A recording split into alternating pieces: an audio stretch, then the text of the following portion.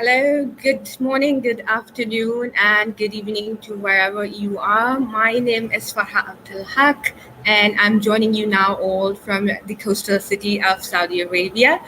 So today we discuss a very important topic of international development, how you can get paid internships, access job, what international development means to you, if you're willing to pursue a career on that. So today we have a very special guest. We have Prince Gideon Olanrewaju. He was invited by the Duke and Duchess of Sussex, Prince Harry and Meghan Markle, alongside 9 other young leaders from across the world, named by Zenith Bank as one of Nigeria's 2019's heroes of our time, and as one of the 100 most influential young Nigerians in 2019. Recognized as 2019 One Young World Ambassador, 2019 Deloitte Scholar, 2018 UNESCO Young Leader. He has represented Nigeria and contributed to several high-level consultation, including 2019 Global Education and Skills Forum Dubai. So he has a lot of expertise. I encourage everybody to send their questions via Twitter, YouTube, and Facebook. He also holds a bachelor's in biochemistry, and he holds a master's in international education development. And without further ado, I would like to welcome Prince on the show. How are you? Hi, Farha. Hi, everybody. Good afternoon. How are you doing? I'm great. How are you?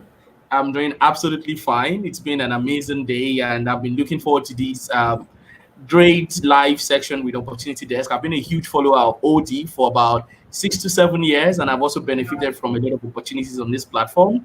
So I felt there is no better way to actually give back to a growing community of young people other than coming on live here to share about my experiences, engaging with global organization in education as well as in international development. So I'm really excited to be here today, and thank you so much for welcoming me. Thank you. Without further ado, I just want to start off by helping our viewers understand what should we understand by international development, and does international development involve, let's say, industrialized nation helping improve living condition in the rest of the world? Yeah. Help us understand what it means. Absolutely. So before we actually go into all of the slides and all of that, as the word stands, international development, orchestrating development aspirations on an international level. That is all what international development is about. However, there are so many international conventions and instruments and organizations that have made, activities and actions to advance global development very easy.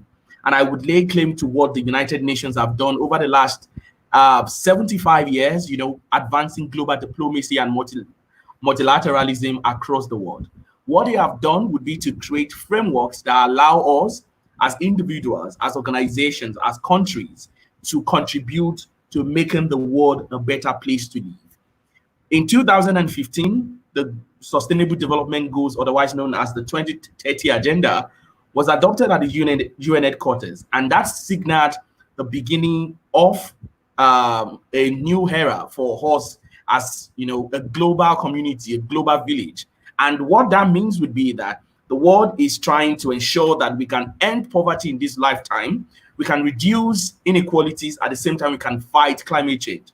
Those are the 3 pivotal things that have been set within the agenda of the global development community. However, fighting climate change, reducing inequality, as well as fighting poverty or eradicating poverty would not be possible without the Sustainable Development Goals, 17 of them, that have made it very easy as a template for every young person to contribute to this growth. And that is why the United Nations works with the mantra, leave no one behind. So that is some sort of an overview, a summative introduction to what international development is about. And interestingly, we have so many platforms regionally, locally, internationally that permit us to contribute our knowledge, our skills, our competencies into advancing their organizational objectives to ensure that indeed we can achieve the 2030 Agenda, which is the world framework for international global development by the year 2030. So I have a slide here, I think, and I'll just move on onto the slide. So today we're talking about starting your career in humanitarian aid and international development. Can I have the second slide? Okay. Awesome. So today, This is what I will be talking about. How can you set out for your career? What are the categories of international development employers that you can encounter? What are the popular ways that young people can get involved or engaged with, opportunities for building a sustainable and interesting career in international development? Another thing I will be talking about would be, what are the qualifications required of you as a young individual anywhere in the world if you decide to contribute to the work of the International Civil Service? How can you go about that? And apart from that, I will also be talking about the easiest entry point into global development. Trust me, because by virtue of circumstance and opportunities, we have demographic advantage over each other. Nations are bounded by boundaries and opportunities at the same time. So it's important for us to share what are those things that you can do to jumpstart and enter into the community of global development workers. I will also be sharing the core advices I think you should adopt, or strategies you can undertake to ensure that your career can start off with a fantastic one. And the very last one is what I would talk about, which is the gold mine. Do not worry about the gold mine. So let's get right into it. The first thing I'm talking about would be setting out for your career. Now, if anybody would ask me, what would be the first step for any individual who desires a career in international development? I would tell you that the first thing you need to do will be to have a basic and detailed understanding of what international development represents. Beyond the basic definition of international development, we know it's about working with, some people know it's just about working with big organizations, flying across, different countries, contributing their skills and competencies and all of that. It is beyond that. The question would be, what are the questions you need to ask yourself as you begin to identify organizations, as you begin to identify industries that you want to contribute and join? Because there is no point joining, just starting a career if it's not going to be a lucrative one that allows you to achieve your personal development goals and at the same time contributing to the world to become a better place. The first thing would be, what are the hot sectors in aid and development right now? Trust me, we have about 10 years left in advancing the sustainable development goals. They were adopted in 2015. We have them to 2030. We are already in 2020. Now, you need to understand there are some industries that are well positioned than some currently within international development. And as you can see on the slide, there are a number of them. You have industries or specialization around poverty alleviation, humanitarian relief, global health, education, and any form of social science that could include youth work or youth employment. You have urban planning, you have development planning, you have peace and conflict resolution or reintegration. All of these sectors are the hot sectors right now in international development. And as a young person, if you decide to go in that direction, it will be good for you to see and research that what are those areas that are really attracting, huge funding and financing from either private donors or public institutions or even from government agencies. The next question I feel that anybody should ask would be, where does the money for international aid and development comes from and how is this spent? Now, there's an interrelationship between the first three questions I have on the slide. Money for international aid comes from quite a number of sources. One of them would be from bilateral organizations. We have countries like the United Kingdom, like Japan, like China, like the US, like Australia, like Canada, who have decided to contribute to the growth and advancement of human capital development or democratic transitions or employment in different developing countries. And they have gone ahead to establish agencies funding them such that they can also fund, endeavors that advances development in developed world. Now, that's one example, bilateral agencies. Another one would be private sector donors. This could be individuals and it could be organizations. And a huge example of individuals would be the likes of Jeff Bezos, or the likes of Elon Musk, or the likes of Bill and Melinda Gates, who contributes to education, health, employment, sexual and reproductive health in different ways. Now, an understanding of where the money is coming from allows you as an individual to position yourself to ensure you are going into a sector whose support is guaranteed and secured from all of these sources. Now, another thing that I think is crucial will be, what are the specific profile that needs specific profile needs of the sector that you're interested in. Now, let's talk, for example, if you are working in the field of education, which is what I'm passionate about.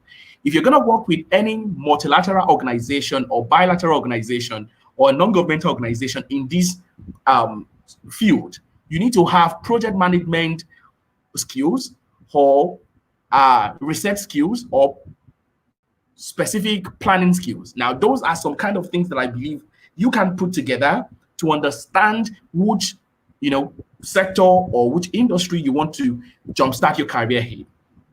Another thing would be, what are the technical expertise required for most international development jobs? Now, this is where the difference is being made for people who have strategically positioned themselves over time to work in international development, and from those who just stumbled on a post or a job offering or a career opportunity and said, oh, I want to apply for this. No, that is not going to work.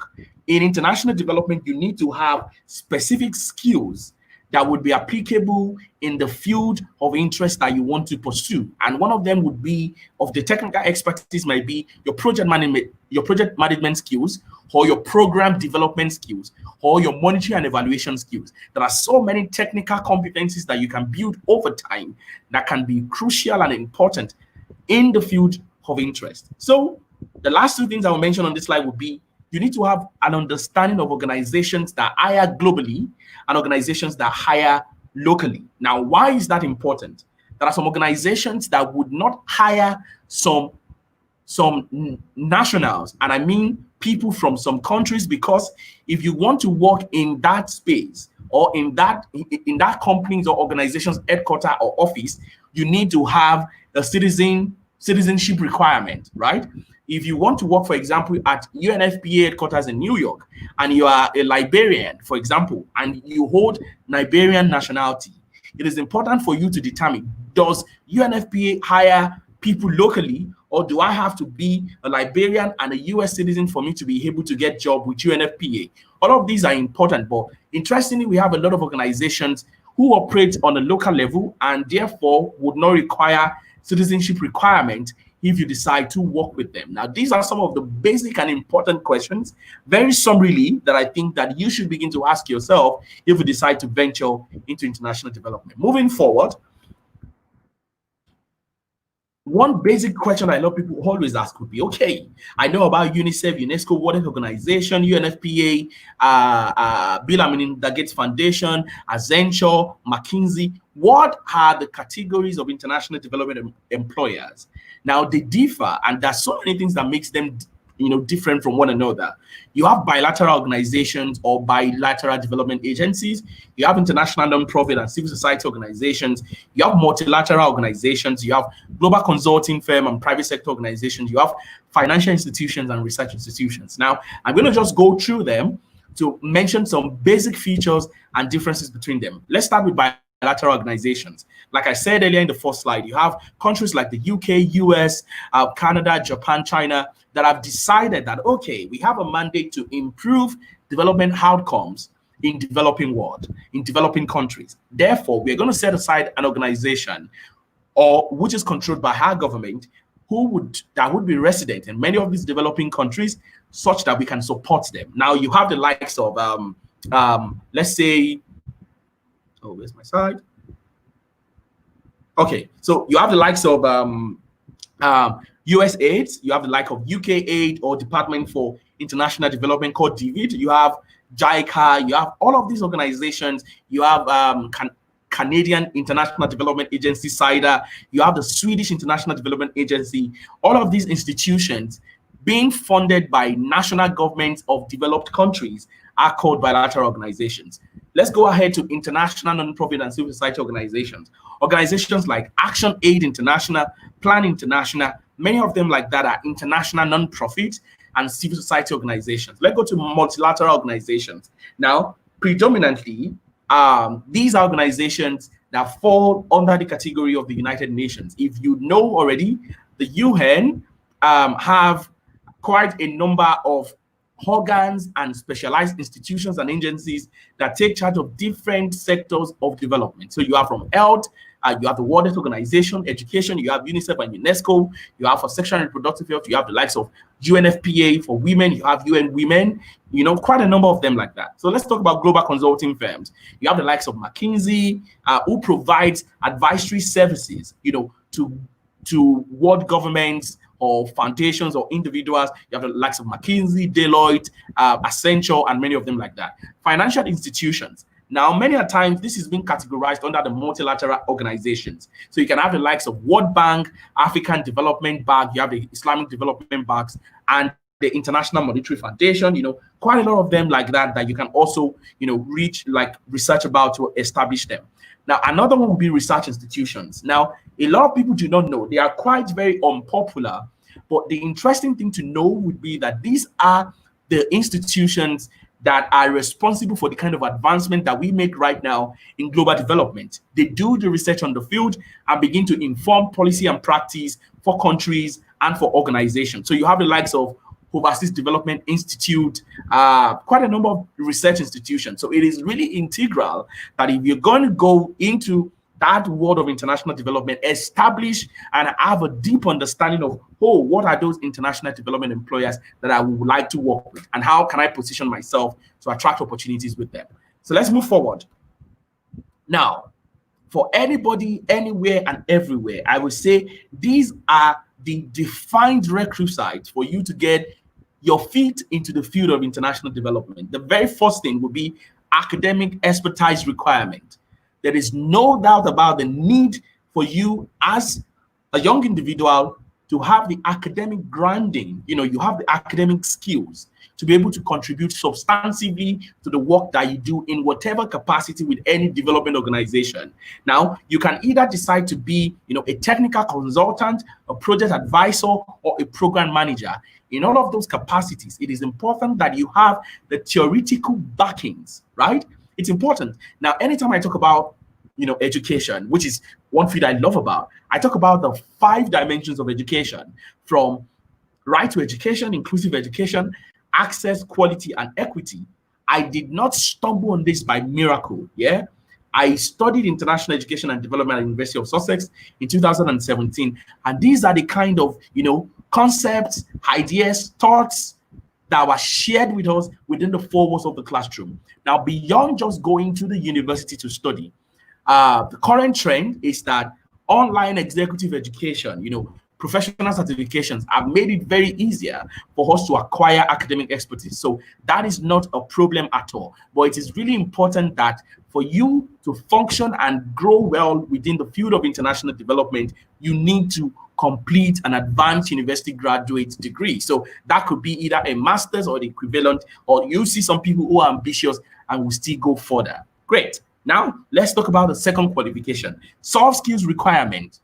Now, you cannot underemphasize the need for you to develop your soft skills if you want to work in an international environment. Now, the very first thing I would like to talk about of one of those skills would be multiculturalism, your ability to function, or you can call it multicultural competencies, your ability for you to function or work with people of diverse religious, academic, professional, and cultural backgrounds.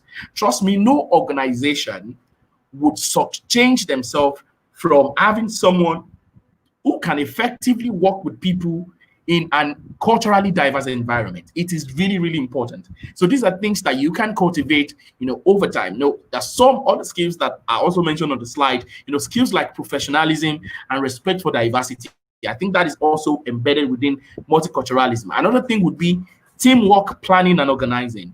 If you want to work in the international civil service, you need to be prim and proper. You know when to do things, how to do them, and how to deliver on value. That is really important.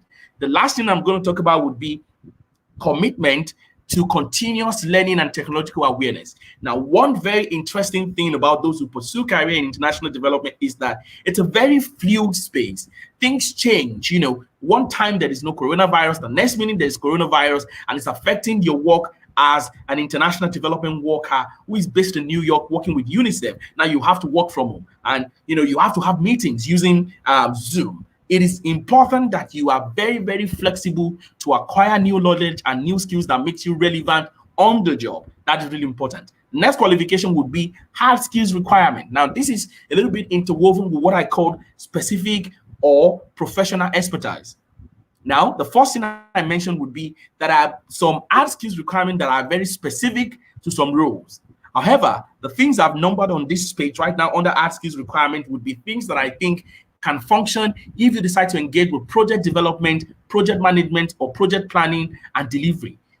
Skills like media and communications, policy analysis, project coordination, program management, research, organizational development, human resources, innovation, and ICT. These are really, really important. Now, let me move forward and fast to professional experience.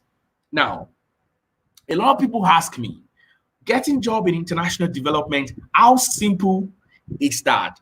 Trust me, it is simple, but it is dwelling on one fundamental premise, and that would be you need to be professionally experienced.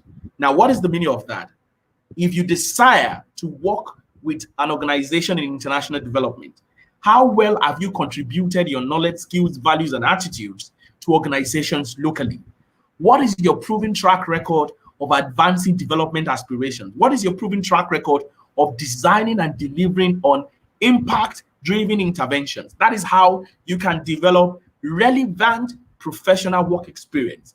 No organization would desire to invest their money on you if you do not have the professional experience needed for you to deliver on the job and contribute to the organizational objectives of such an organization. So it is really important. At the long run, I'm going to talk about how you can, over time, build your professional experience to ensure you can land big jobs in international development. The last one, which is really, really very important, and that I'm also passionate about, is language requirements. Because we have quite a number of divisions, for language requirements. For example, the world is subdivided into continents and countries, and the languages we speak is quite enormous. In Nigeria, for example, alone, we have more than 250 tribes, 3 major languages, and a lot of languages that a lot of people do not even know. That means that if you want to work with an organization that is resident in the Middle East and Arab region, it is important for you to be conversant with the Arabic language, right? If you work, and one interesting thing is, let's come to Africa now. Most of the headquarters of international development organizations in Africa are based in Francophone countries. You have the ECOWAS, you have the AFDB, many of them that are resident in countries like Senegal, Cote d'Ivoire, Abidjan, and the language of conversation or the language of engagement is French. So if you want to work with organizations like that, beyond the first official language that you've acquired, which might be English, is important for you to at least acquire another UN language. And by the way, as my next slide will speak to, there are 6 official languages of the UN. You have Arabic, you have Chinese, you have English, you have French, you have Russian, and you have Spanish. Employers in international development, regardless of the sector, regardless of the industry, regardless of the location of the organization, require you to at least speak 2 different languages. English, if that is your first official language, or French or Spanish, and then 1 additional one. It is important that right now you begin to invest, efforts into acquiring and developing competencies when it comes to language proficiency. Now, moving forward, this is one question that I get quite a lot of time. Young people will say there are lots of jobs in international development, and it's a very difficult sector to get work to get opportunities. Now, that might be true, but at the same time, that might be a big fat lie, right? Information is power, they say. But information is only power when you apply them, right? The applicability of information is what defines, right, the power or strength of that kind of information. Now, this particular slide is what I want you to pay attention to very, very well. There are popular entry points into international development. That is the kind of jobs that you can easily get when trying to enter into the field of international development. Now, that is what is on my left-hand side. What is on my right-hand side is, how do you even get information about these jobs that I just made mention that they are easy to get? Now, let us start from the one on my left-hand side. Do you know right now that without a master's degree, but with about 2 to 3 years work experience, you can get short-term consultancy opportunities with a lot of global development organizations. Well, if you don't know before, now you know. Short-term consultancy is one of the biggest ways that you can use to step your feet and lay hands on jobs within international development. Now, ignore the fact that I just wrote unpaid internships, right? But one beautiful thing for you to know, it is beautiful because it's an advantage, is that many agencies and organizations within the UN framework offers internships. Now, there is a theory. It is a theory, either proven or unproven, I can't say. But I've seen it demonstrated over time that when you do an internship with a UN agency, you get your feet in the door. Now, an internship allows you to gain experience on the job. You develop knowledge and skills on a variety of career field. You gain and you decide and you opt out if you do not want to continue in that particular field. Now, it is important because once you are in the system, you can understand how the system works. So if you're going to do your internship for about 6 to 8 months or 12 months, after that time and you leave the system and you want to apply for a job in that industry or sector or organization, it becomes more easier for you because you have an understanding of what works within the industry, right? Now, that internship can be in 2 different forms. You have unpaid, you have paid. Now, there is a general misperception across the world that the UN do not pay interns. Now, that is a lie. Some institutions do not, but some institutions do pay handsomely. They will not call it, salary. It could be some sort of a compensation or stipend for you to be able to, cope and manage your expenses as an intern within that community. Interestingly, as I speak right now, many organizations are offering e-volunteering and e-internships, right? I mean, volunteering or internships that you can do online. So it's really important that you check. Now let me divert from the left hand side to the right hand side. I put on the screen, can I have the projected form of the screen right now? Yes, thank you. I put on the screen the number 1, job boards. These are the 4 most popular platforms where you can seek and identify work opportunities within international development. In this space, on this website, the 4 of them on there, you have short-term consultancy, you have unpaid internship, paid internships, professional volunteering roles, as well as entry-level jobs. Impactpool.org, very well loaded. You go on there, you create a profile, you subscribe to the newsletter, you get updates about jobs, and you can use your search filters to tell them, okay, I want to work with UNESCO or UNICEF. I'm looking for a short-term internship or volunteering role, and they deliver those information when available to your inbox, right? Now, there is Relief Web, there is DevX. These are the top 4. If I were you, I would copy all of these links, right? Or write them down, put them into my, URL box on my system, and then bookmark them. When we were growing within the field of international development, myself and a very great friend of mine, his name is Ujum Silva, who is also a very huge fan of OD. Every morning after praying when we wake up, I was still in the university then, this far back as 2013, 2014. We come on OD every morning, refresh, click on the bookmark, refresh, trying to, seek and get opportunities. That is the same thing that I think you can do right now. Nobody will hand information down to your hand and do the work for you. Yours will be to leverage on the limitless opportunities before you on all of this website. Now, apart from the job boards, another place where you can have information about potential opportunities in terms of short-term consultancy, internships, entry-level job, or volunteering would be the website of individual employers. See, some of us on this call already, on this live section already know a number of organizations we want to work with. I do know, right? I know I'm going to end up at UNESCO or UNICEF.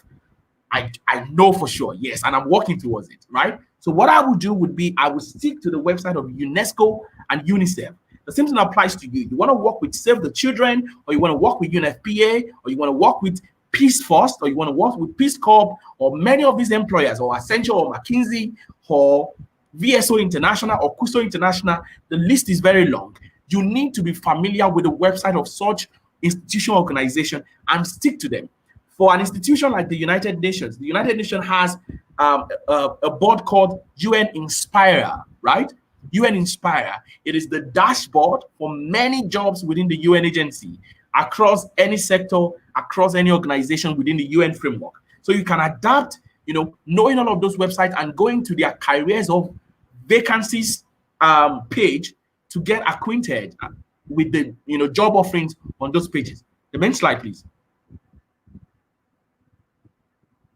Great. Now, another thing will be the word of mouth. Now, this is where the work of networking comes in. Now, I am a friend with so many people at UNICEF and UNESCO by virtue of attending conferences and events in the field of my interest, which is education. I've been opportune over time to meet quite a number of people that work at UNESCO or UNICEF. But beyond that, I'm connected with a number of them on LinkedIn. So one time or the other, I would just pop up into their inbox and say, hello, sir, hello, ma, just saying greetings to you. Or I have seen that there is a placement at UNICEF or UNESCO. I reach out to them and say, oh, I am actually looking for short-term internship or an entry-level job or a consulting with this organization. If you hear anything, please do let me know. And that is what I call the word of mouth. So it's really, really important. Now, the second thing on there would be executive search, if I'm correct.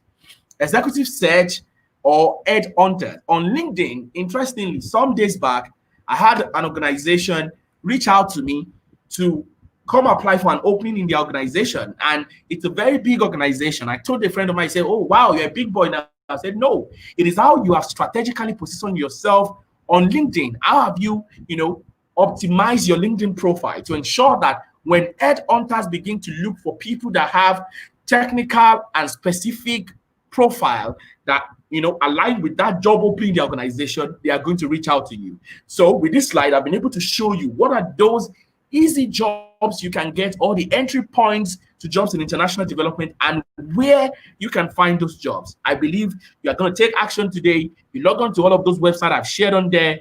You adapt all of those tips I've shared, and you begin to maximize the opportunities available for you in international development as you build your career. Moving forward now, I would like to talk about quite a number of opportunities, just brief one. Now, the UN has a very interesting, internship structure. And I think with this slide, yes. So I said the following UN agencies offer internship opportunities in New York, Washington, D.C., Geneva, and occasionally in field locations. You could see it's quite a very long list. Why focus on the UN on the slide is because as an institution, they have quite different agencies and organizations that focuses on different sectors and interests and industries. And you can, pay attention to many of these ones on this slide right now have paid internships. So you can check out ones that aligns with your interest and find a way to, reach out and apply for those opportunities. Let me go back to this slide.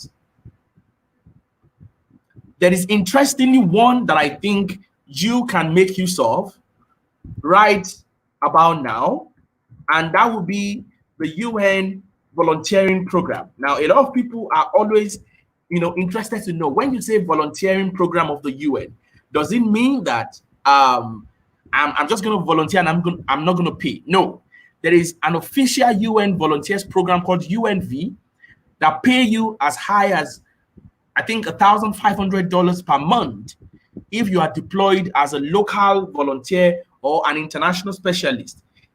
Just Google United Nations Volunteers UNV program online.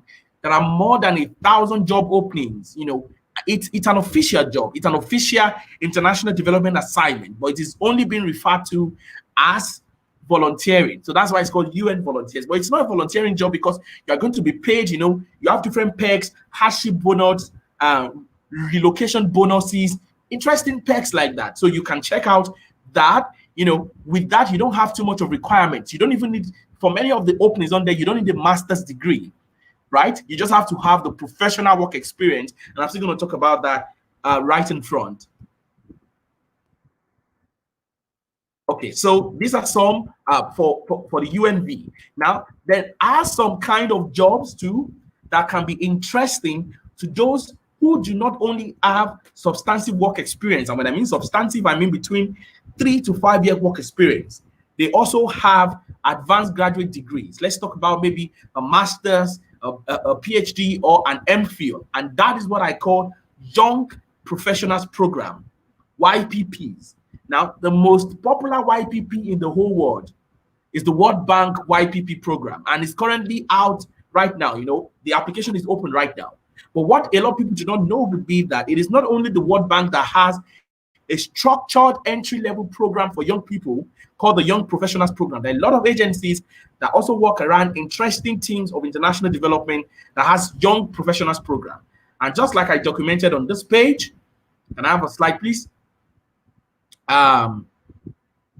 Yes, the African Development Bank does have a YPP program. The Food and Agricultural Organization has another JPO program, which is similar to the YPP program. You know, you have OECD also having one. You have the Young UN Professionals Program. UNESCO also has a UNV program, a YPP program.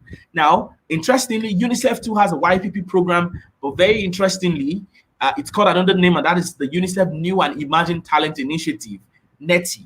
So these are some examples, you know, that quite a number of organizations do that have Young Professionals Program. And trust me, they are one of the most easiest to enter into once you have the technical expertise, the relevant work experience, and the practical understanding of the work, and you're also passionate about their work. It's very easy to this one, you don't have to know anybody. Have the skills, put together a very airtight and solid application, submit, and trust me, you get your leg into the organization.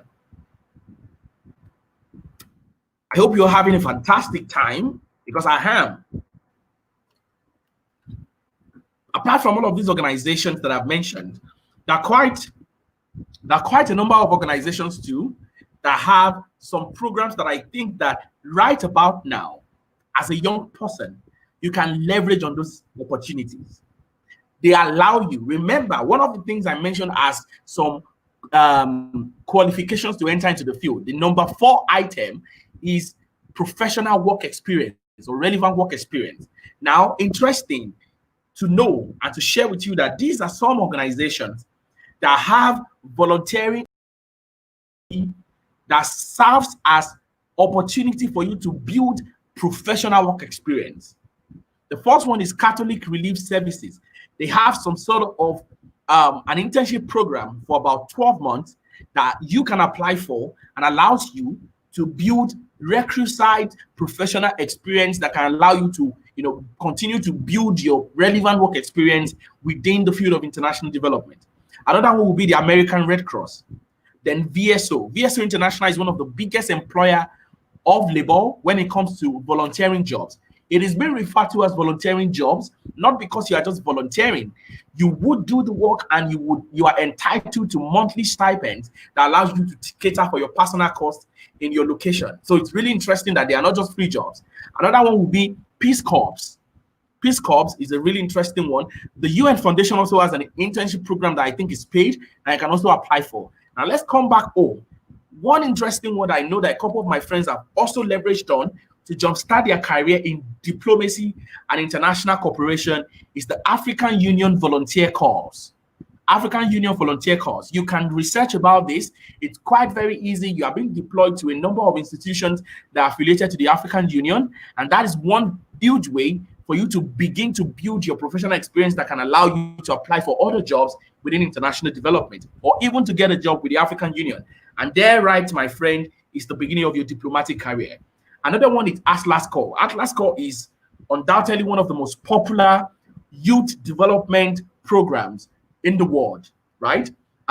It's a 1-year professional development program in the United States, and you are deployed to an organization to work professionally in a capacity.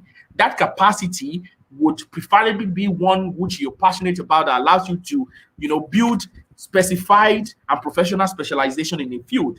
And that, my friend, is a great opportunity for you to build relevant work experience in your field of interest. Another one will be the World Youth Alliance Internship Program, and then there will be Habitat for Humanity. There's another one I did not add, and that will be CUSO International. Now, these are just few examples of organizations that are very easy for young people like yourself that has, advanced graduate degree or do not have advanced graduate degree, but have some work experience or even just have passion, can apply for to jumpstart your interest in international development towards building the requisite professional experience. Now, remember, I mentioned on my opening slide about what we're going to learn that I would give some specific advice that can really, from my perspective, this year, so I started my PhD in educational studies last year at McGill University in Canada. I'm a scholar, so I love studying and learning about education. I'm an education development practitioner, and that allows me to enrich the work that I do back on the field in Nigeria and across the world. And one thing that stood out for me between the time I got to the uni, doing my PhD, and now was the fact that I was able to get 2 internship opportunity with the World Bank and with OECD between last year and this year. Now, what was really significant for me would be my volunteering experience and my proven track record working as the leader of a non-profit organization in Nigeria. Now, that line I just uttered might be confusing for some people and can be also liberating. I'm trying to emphasize that you do not have to be an organizational head. You may not run a non-profit to build your professional work experience.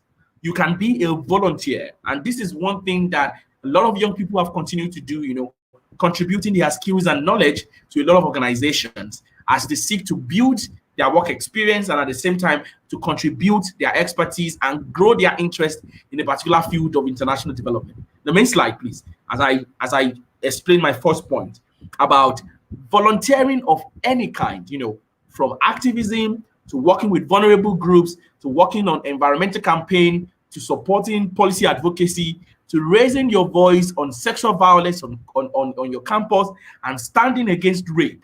All of these things are extremely important and relevant in building relevant work experience in international development. Now, all of these activities are being done by organizations that are already established, and it will rely on mobilizing individuals like yourself, to contribute to the growth of their objectives, advancement of their objectives, and growth of their organizations. Now, if you have ever volunteered with any organization or you've never, I think it's a great time for you to do that, because that is the basis of you developing professional work experience in whatever capacity that you want to advance on later on in the future. Another point would be that you need to have an educational background in a specified area. Trust me, whether you like it or not, your degree, your advanced degree will give you a competitive edge in that field when you're applying for some job. So it's really important. An easy way that I feel a lot of people can also, break the glass door and step foot into the working arena of global development would be defining if you want to work on the field or at the headquarters. Now, UNICEF has its headquarters, for example, in New York, but they have a country office in Liberia. They have a country office in Sierra Leone. They have a country office in Italy. They have a country office in Canada. They have a country office in Saudi Arabia. So you want to decide, if I want to work for UNICEF, do I want to target jobs at the headquarters in New York, or I want to target jobs at the local field office in Saudi Arabia? It's heavily dependent on you. What is critical about that is that it allows you to build experience and define things that you have to do to position yourself. Now, if you want to work at the field office, it's a very great step that can allow you to now scale and move up the ladder to go and work at the headquarters. And this is really applicable to many of the jobs, even to research institutions or financial institutions. The World Bank, which is a financial institution, has a country office in Nigeria, right? Accenture as a global, or Deloitte as a global consulting firm, has a country office in Nigeria. Let's talk about Resource for Development, would have a country office. It's a global research institute headquartered in Washington, D.C. They have an office in Nigeria. So you can jumpstart your career by working at the field office or the local locations before you begin to now advance and grow your career to say you want to work at the headquarters of some of these organizations. The next one would be you need to understand the significance of networking. How do you reach out to individuals who are already working with organizations that you want to work for? Now, having an insider. Now, there is a video that trended about 2 weeks or some weeks back. A woman was giving a talk, a TED talk, on the significance of performance currency and relationship currency. She was talking about the fact that you need to have someone speaking up for you within the system, within the institution. And that is where the power of networking is really important. I will have to skip through now because we're running out of time. But most importantly, I would be willing to share this slide after the conversation, and yes, I think the video too will be available for replay online, so you can always have access to that. So moving forward, now I was talking about, I think that would be my final slide, right? So if that's the case, let me spend some time to explain more about it then. Networking. So you can begin to read about blogs. Now, the first time I heard about someone called Kwame Ayempong, who was my professor of education at Sussex University, was by reading on a blog post, on a blog site. I never knew about him before until I read the blog and I began to understand the work that he does when it comes to advancement of access to education in developing countries, particularly in Ghana and Nigeria. And, he consults for UNESCO. And about the time when I wanted to do something with UNESCO, I reached out to him and he provided the needed support for me. That is really important for me in entering and leveraging on that opportunity at that point in time. Networking with people, leveraging on blogs, project documents, research papers, and social media. LinkedIn is a gold mine. So understand and leverage on how you can use LinkedIn. And Twitter too has revolutionized engagement with people who have gone ahead to build great careers in the field that we are interested in. So you can take time. So you can take time to understand and leverage on that as far as I'm concerned. Also, you can connect with people on groups. That are a number of groups that I belong to on Facebook, and one of them is what I call the International Development Jobs for Young Professionals Facebook group. There are a lot of seasoned professionals who are working with many of these organizations on this group. If you have any questions whatsoever, you can always join the group, reach out to them, and they will provide responses to your questions. Particularly right now that people are applying for the World Bank UIPP program, it's important that you can reach out to people that have experiences working with these institutions and they can guide you through. The last point I will mention, not everybody would have the opportunity to, proceed almost immediately, and because of cost to go and study for an advanced master's or graduate degree. But you can leverage on professional certifications and specialized online courses. There's a new trend within the global credentialing institutes, right? And when I mean credentialing, I mean, the culture of formal educational processes, and that would be micro masters, right? There's a new concept called micro masters. It's been delivered online. You don't have to be present in an institution, and it is being recognized by industry leaders. And you can undertake micro masters in health, education, poverty relief, different kind of industry that you're passionate about. Just go online. There's so many online platforms that provides opportunities for online education, the likes of Coursera, EDX, FutureLearn, Udemy, Stanford Online. All of those platforms, by and large, to some extent, gives you the opportunity to have access to specialized online courses, particularly MicroMasters. Now, it's been a fantastic conversation, but this is one offer that I'm having for you today. Now, having spent time dealing with, so this was what I did for myself. I've always aspired to work with international organizations since a very little age. I have a uncle who was a part of international civil service. He comes around dressed in suits and all of that, and I felt I want to work for the UN and all of that. But my vision and my perspective wasn't so defined then. I do not have enough of information then. But since then and now, I have continually over time compiled information for my personal use. Trust me, for my personal use. So I have a drive on my Google account where I upload files. And before I knew it, last year when I was going for my PhD, I saw that I have enough files. So I have enough information already for me to actually, support other people beyond myself. I'm beginning to think I'm not the only person who have this vision or passion to work with international development. So how can I support other young people like myself who may not have access to those information that I have access to also jumpstart and advance their passion and their career in international development? And that's the reason why I authored this 170 pages guide. Trust me, it's one of the most comprehensive compendium I've ever encountered myself. And I'm privileged and happy to be the one to have put together 170 pages. Now, trust me, there is no topic that is not being covered within this masterpiece. I call it masterpiece because since it launched about 1 month ago, we've sold more than 120 copies of it. And it goes for just 5,000 naira in Nigerian currency and about $13. And, it allows you to have access to all form of information. There are about 2,000 clickable links leading to about 500 different kind of organizations in international development. Trust me, it's the best value you can ever get for an amount as low as 5,000 or an amount as low as $13. And I want to believe that, you will have the opportunity to, take on the advantage of this resource and make it work. So if there is anyone who wants to get it, I've put on this slide the link. It's available on Paystack. Paystack is an online platform in Nigeria.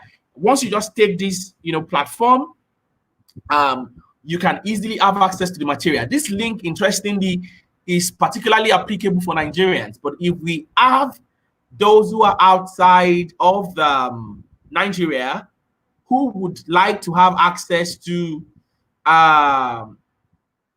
this material, I would suggest that you reach out to me via Twitter. My Twitter handle is @LanreShaper. I don't know, OD would in one way or the other help me, pass across my handle. If you are an international, you're not Nigerian and you're trying to get access to this material, you can reach out to me. Awesome. Great. So yeah, I could see that. So it's been an amazing time, sharing profound insights and actionable information on how young people across the world can jumpstart their career when it comes to international development. This is where I will draw the curtain and invite my friend far back to come talk to me about what our friends across the world have been saying about what we've been talking about since morning. Thank you so much for the opportunity. I remain my humble self, Gideon. Thank you. Thank you, Prince. Thank you so much for your infectious energy. I mean, the way you structured all this information. I mean, I could listen to you for hours. Thank you. It's just so important that you mentioned that just being persistent and just don't wait for so that someone in the organization before you apply. I mean, Yes. I remember my first job was through LinkedIn, and I didn't know anybody over there. And all my actually subsequent jobs was gone. I mean, I obtained through online. I mean, it really takes a lot of effort. You have to stand out. And if you do want to reach out to someone within that organization, just add them on LinkedIn, I guess. Absolutely. And send a message as well. Yeah, right. Reach the CEOs directly. It's really important. So my PhD research is about how violent extremism or insurgency, such as the one orchestrated by Boko Haram or Al-Qaeda, affects girls' education, particularly in Nigeria. And that was why I was going to the World Bank or OECD. But when the coronavirus happened and I couldn't go, it was suspended, I wanted to be useful. I wanted to do an internship, all the same. You know what I did? I reached out and established an organization called Global Coalition for Preventing Attack on Education, GPCEA. And I went on LinkedIn. I saw about 2 individuals that worked there. I added them, went online, read about their work, sent them a message and said, I want to do something, even if it's going to be online. And they said, you know what? Send us your CV. You're amazing. Why don't you think, why don't we think, bringing you on board? And that has been a huge offering for me because I believe that even leveraging on the power of the internet, I can be able to connect with all of these individuals. So I really corroborate what you're talking about on the power of, using LinkedIn and, online, platforms to reach out to potential people that work in organizations we are interested in. Great. That's great to know. That's great to know. Do you have any questions? Oh. Okay, great. How can I manage to learn different languages when I am not a native speaker? Interestingly, I knew this question would come, so I have it, written and jotted. 1 minute. The first thing I would talk about would be language groups. If you go on Facebook right now, you can reach out to individuals, maybe. But the first thing that is important is you need to establish what language you want to, learn. If you want to learn Arabic, you're learning Arabic because, in the MENA region, which is the Middle East and North Africa region, concept or field of interest like conflict and peace, counter-terrorism is important. You might want to learn Chinese because the culture of globalization, business and diplomacy, is happening around China, right? You want to learn French because, you have a lot of organizations within Latin America or Francophone countries who are working around the stream. So you need to understand which of the languages will give you demographic advantage, right? Now, when you establish that, go online and establish that there are language groups you can reach out to exchange languages. That some people want to learn how to speak English and they can speak Arabic, right? So they teach you Arabic, you teach them English. It's some sort of a knowledge exchange and it works perfectly fine. Another one would be language exchange programs. There is a program that I know that a friend of mine went through. It's called Abu Imbita Scholarships. I don't know if I could get the spelling. They sponsor you for 6 months to go and learn Arabic in Morocco, right? So they provide about 20. I will reach out to Opportunity Desk and they will post this opportunity in particular. Let me write that down because I know the application is out right now. So if you are someone who wants to learn Arabic, you have the opportunity to get that. You go and learn Arabic in Morocco for 6 months, which is interesting. Another one, the Taiwan government sponsor people, right? Sponsor people to go and learn Chinese in Taiwan. That's another opportunity. Now, two additional things. Number one would be you can also learn the basics using online platforms. There's a platform called Duolingo, right? You need to prioritize one. The first one that it's really important is you need to start from speaking, how to speak the language.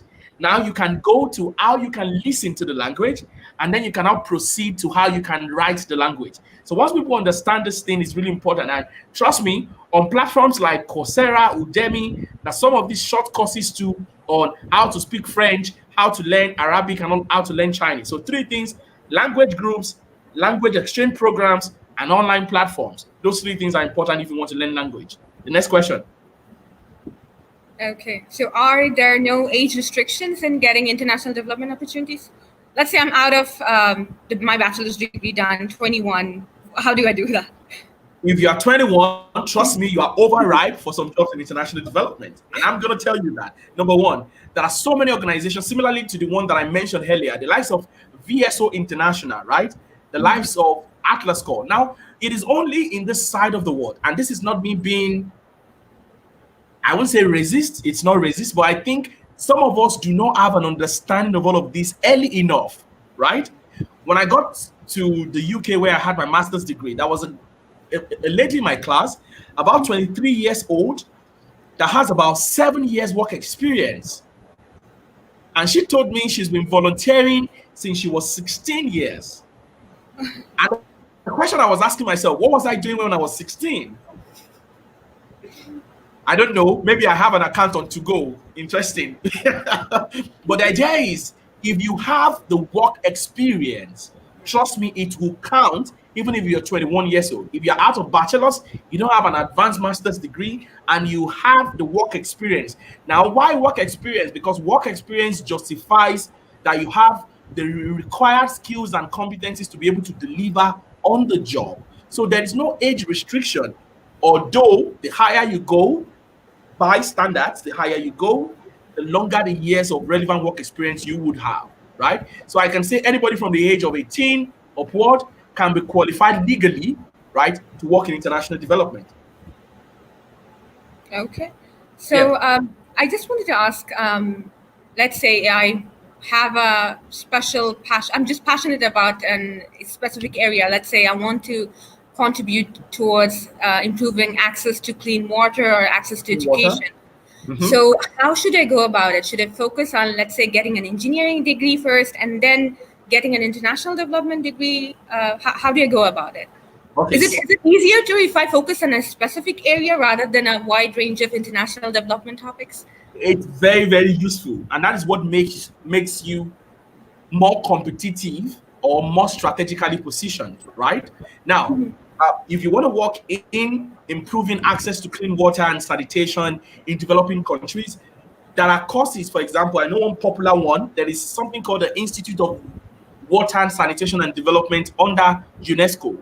Now, the sponsor courses for people who want to study at Griffith University, courses around water systems management, right? There is also things like water development, water and international development, right? Now, those ones are very, very specific.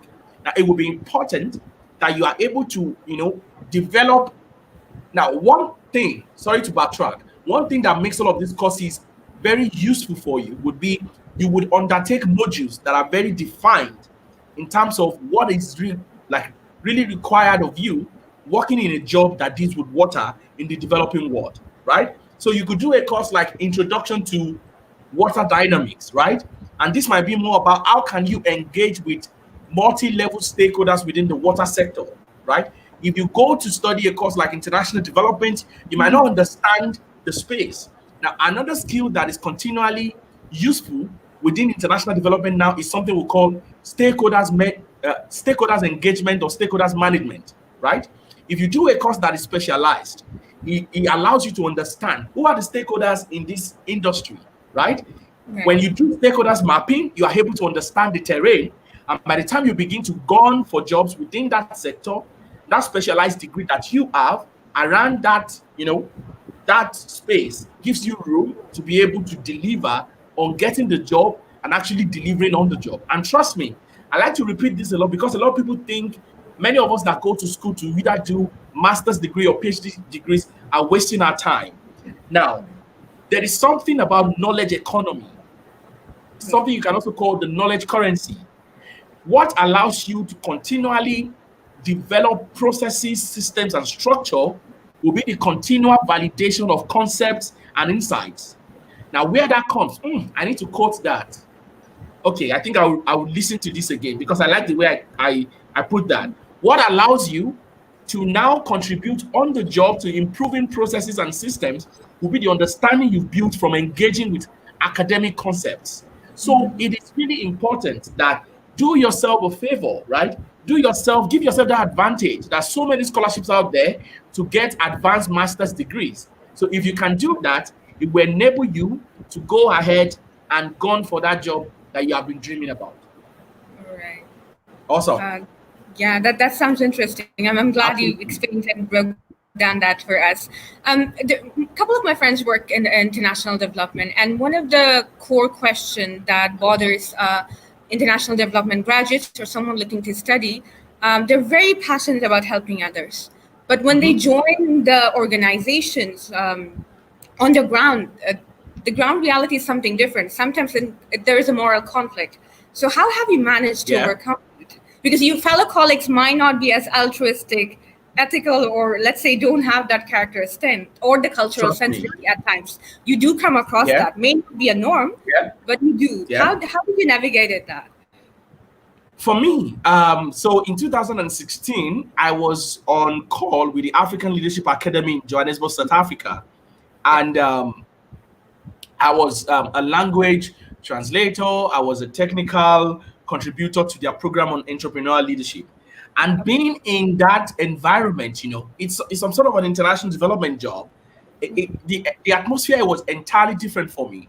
But you see, there's a distinct between being passionate and having the resilience to survive on the field, right? International development is quite very interesting.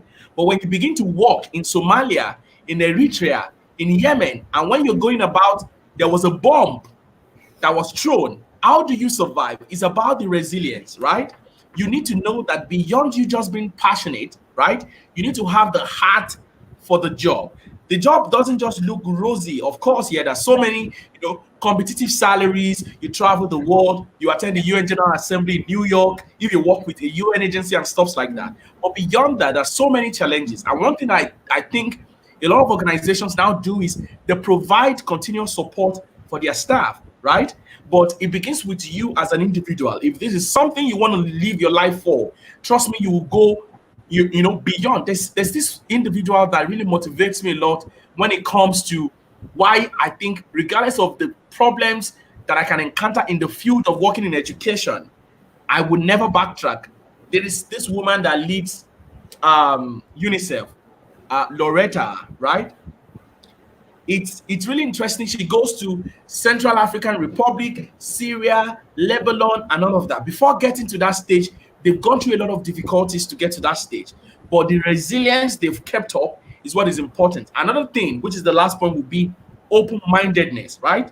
If you're open-minded in a new working environment, it gives you the room to encounter challenges and at the same time have the mindset that you're going to solve them and surmount them and deliver on the job, because in international development, the future of the world rests on our shoulder, right? International development workers connect the dots on the ground. They make things move, they make things work. So it's really important that people understand that while it might not be rosy, you need to be resilient, right?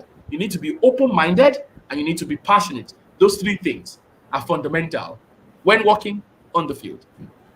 Great. That sounds good. I mean, it's so important that we're reminded about this every time, because we may not know which country and which situation we would be landing in. So Yes. it's kind of very important to keep an open mind, but also Yeah. kind of be extremely focused on what we are trying to achieve.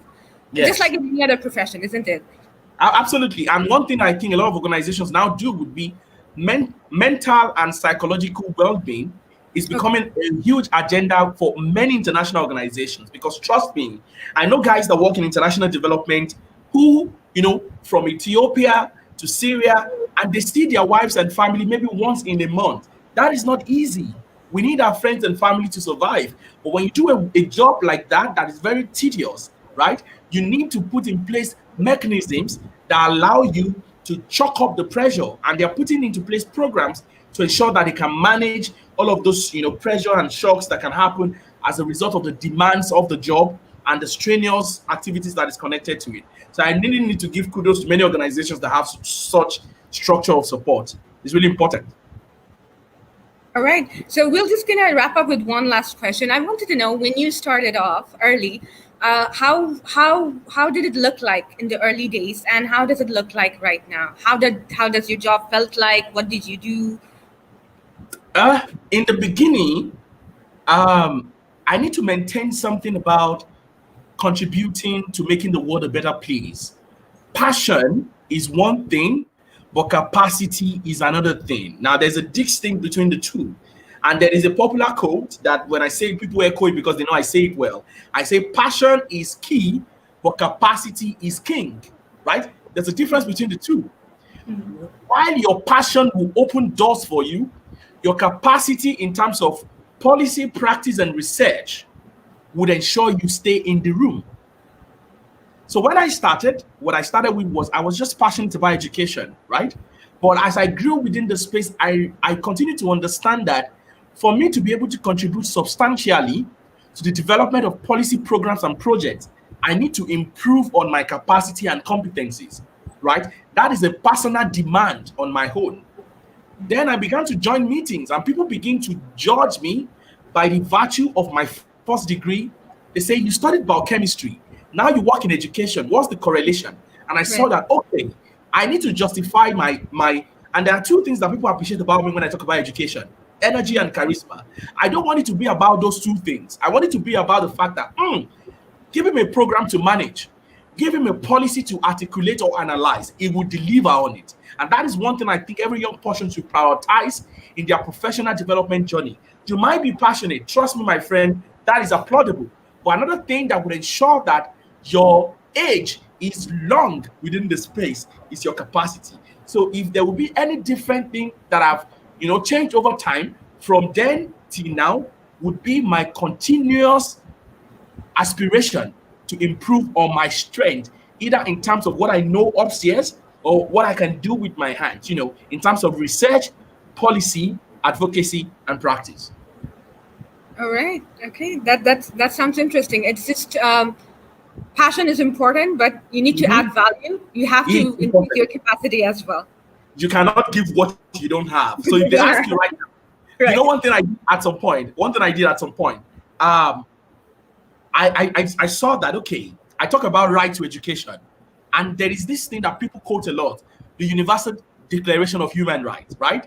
The Universal Declaration of Human Rights has about 30 articles, and Article 27 is about education. A lot of young people right now who work in education do not know what I just mentioned. So, what are you doing advocating for education? And beyond just Universal Declaration of Human Rights, there are other 8 different international articles, instruments, and conventions that speaks about advocacy or right to education. Do you know them?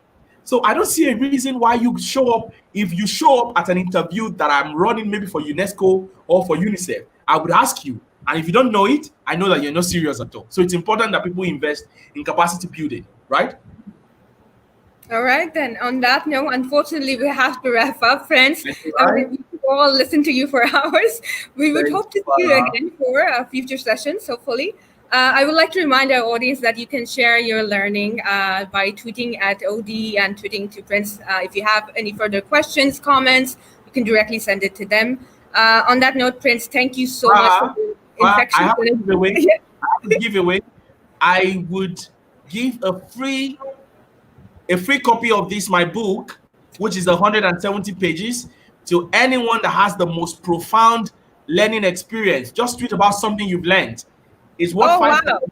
Yes, I'm going to give it to, let me see, 2 people. Let me increase it from 1. Just tweet at OD and at Olanrewaju about things you've learned on this. I would ask myself an opportunity desk to pick people who have shared the most profound learning insights from this section. Thank you. Great. That sounds amazing. I would encourage everyone to just summarize or maybe watch the recording if they haven't paid attention up until now. And I would submit mine as well, I guess. Awesome. I'm going to do that to myself. Trust me. I need the copy too. Sounds good, Prince. Thank you so much for your enthusiasm, your infectious energy, and your continuous passion to help others on this field. I wish you all the best. I would like to thank the Opportunity Desk team as well. They put up so much energy and effort and so much time to put all these webinars together, inviting guests, structuring it. It takes a lot of time and effort. I would really like to thank them. And I would also like to thank the viewers who joined us. It takes time and effort and dedication to learn something. And I would continue to encourage audience to devote at least 1 hour, 2 hours every day to learn something new, watching webinars, watching something you're passionate about, and learning from the experts.